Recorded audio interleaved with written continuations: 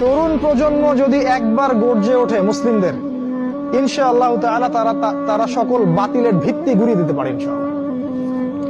তরুণ প্রজন্মের মধ্যেই ছিল খালিদ বিন ওয়ালিদ, তারেক বিন জিয়াদ, এই মানুষগুলা, ওমর ইবনুল খাত্তাব, আলী ইবনে আবি তালেব, যায়েদ ইবনে হারেসা, আসাদুল্লাহ, সাদ ইবনে আবি ওয়াক্কাস।